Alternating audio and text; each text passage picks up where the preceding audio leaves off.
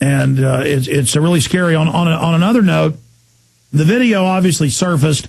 We've got it up at Infowars.com and PrisonPlanet.com. But Mike Rivera, I wanted to get your view on Obama saying, I will never sign signing statements that go against the will of Congress.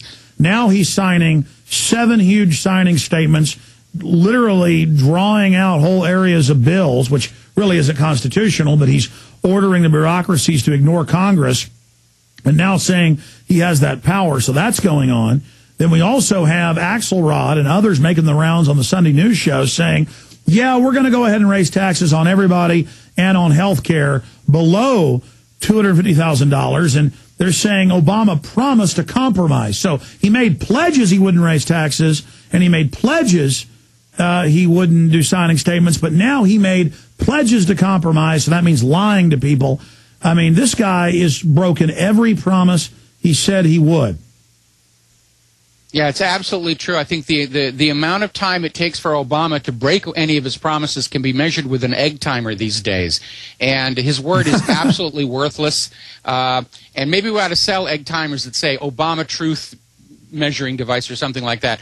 But really, he's been this incredible disappointment, because we all, I know you didn't, but there were so many people who supported him as at least marginally better than John McCain, because we were, expecting that there were going to be changes brought in. It was going to be the White House and Congress were going to be in Democratic hands. We expected there would be changes. It isn't. Nothing has changed at all. Our soldiers are still in Iraq. Yes, they're leaving the cities, which is kind of a token cosmetic thing only, but they're not leaving Iraq. They're just moving to more difficult quarters. They're changing their locations within Iraq, but they're still garrisoning the country. It's still a U.S. vassal state. They're still trying to kick up a war in Iran with this provocation of the attempted coup d'etat. And it really is. I am convinced our government knows that the end is near for the economy, and that the only way they can survive is to kick up a major war on which they can blame the economic hardships. Because otherwise, absent a major war, the American people are going to put the blame for the destroyed economy right where it belongs, on the federal government.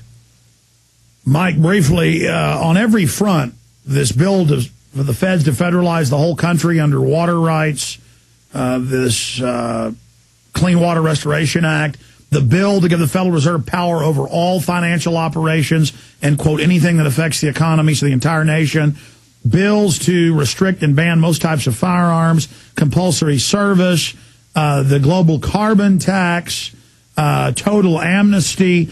I've never seen such a wild rush to get it all done. And the hate crimes legislation passing the House, word for word, saying if you hurt someone's feelings, you're going to be arrested. No more free speech. I mean, they know we're waking up to them, so they're just going for broke right now. That's exactly right. This is a big rush. It's a big hurry. They know that it's in a race against the clock, because the American people are waking up. I'm surprised that the American people haven't been rioting to this point, but it has to happen at some point. There's going to be a catalyzing event where the American people are going to say, okay, we can't go on pretending that this is going to correct itself. The government is completely out of control. It is a tyrannical dictatorship. It is a fascist economy. They're basically moving to slam the door on all of us, to make us so helpless we can't fight back, and we've got to decide that we're going to fight back while we still have the means and the option to do so. Well, Mike, the reason I knew Obama was bad news is 8-9 months before the election, he was saying some really good things, and I said, well, this guy, if he's for real, they're going to put a bullet in him, or they're going to bring some scandal out and get rid of him. But then, as he started getting ready to win, he started flip-flopping on almost everything. I saw his advisors. I saw him getting 4 times the Wall Street money that John McCain did. So it wasn't that I was for John McCain. I just knew that Obama was the chosen one. And if the establishment was saying he was the chosen one, there was no way he was going to honor all these pledges, these solemn pledges he had made. And so now it's just total betrayal. And when I see him go to the Middle East and say, I want to be friends with Iran a month ago, I went on air and I said, they're about to try to overthrow him during this election. Sure enough, that happened, and he's lying, saying the CIA isn't involved when they're involved on record. So Obama says he's not involved in the Honduran coup, and now it comes out the CIA is running the whole thing. I mean, it's just, this guy is a good liar. He's the best liar we've seen in a long time. He's very, very wicked. I mean, because he enjoys lying. He really does a good job of it. And so it's very scary. But final point I'd like to hear from you on, you've really done great research at whatreallyhappened.com on the anthrax case. In 3 minutes or less, break down that whole saga and then them grabbing him and killing him in the mental institution, and now the DNA comes out proving it wasn't him, the third patsy, because that ties into this BBC. They've grabbed and arrested this guy that made this 7/7 documentary, and now they're saying he's schizophrenic and thinks he's God. This seems to be their favorite M.O. Well, this is a tactic that's right out of the Soviet Union. Anybody who had information that was damaging to the government and they couldn't disprove or discredit him, they'd declare them insane and lock them in a mental hospital. And the media would basically say, well, you can't listen to anything this guy says because he's a nutcase. And this is a common tactic, and the U.S. has certainly used it before. Jim Garrison's trial, you were talking about the shake and bake tactic. Jim Garrison's trial against Clay Shaw was destroyed by a witness who sounded really good and convincing up until he started admitting that he was worried about his daughter being replaced by a duplicate, and completely destroyed Garrison's case. As far as the anthrax case is concerned, they've been trying to blame it on Arabs and so forth and so on. When that fell apart, they started to find a patsy. The bottom line is the Hartford Courant reported there was a scientist actually caught entering the storage area where the anthrax was kept without authorization after being fired over a racially motivated attack on an Egyptian co-worker. That scientist has never been investigated by the FBI. He's still working within the U.S. defense establishment. He is very protected. We have this core of people who can do anything they want, and they're never touched by the law. They're above the law. We saw that with the AIPAC spy case with Rosen and Wiseman. They were never arrested. Now they're contacting the Office of Special Plans. He's being cut free. There's this protected core of subversives within our government. They can't be touched no matter what they do. Yeah, there's a whole bunch of cores of subversives who can do whatever they want, but they had to at least burn Madoff, and the other scammer out of Texas looks like he's going to get in trouble.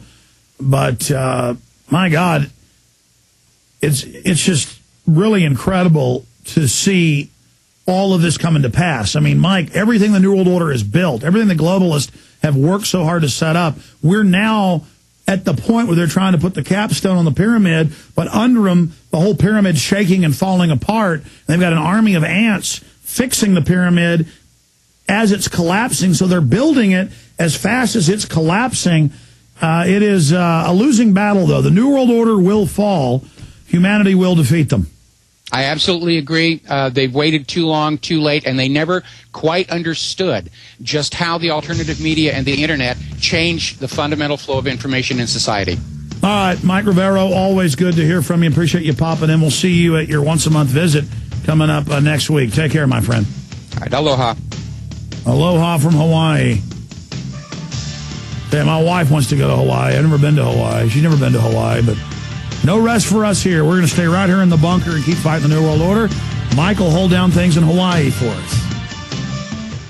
Let me tell you a little bit about one of our great sponsors, HomeGain.com. This is the place to get you started buying or selling a home, finding a realtor, and getting any real estate questions answered. Go to HomeGain.com and see what I'm talking about. All you need to do is type in your home address, and you will get an instant free estimate of your home's value online. This is a great way to be able to monitor the value of your home. And again, it's absolutely free. There are tons of tools to help you. For instance, if you want to remodel your home, go to HomeGain.com. Use their Home Sale Maximizer to help you determine which home improvements can most increase your home's value before you put it on the market. For 10 years, these folks have been helping home sellers and buyers. Visit their link at Infowars.com. Look for Max, the orange Home Gain Gorilla, to help you with any real estate needs you might have. You'll love this site. It's HomeGain.com, HomeGain.com. Check them out today.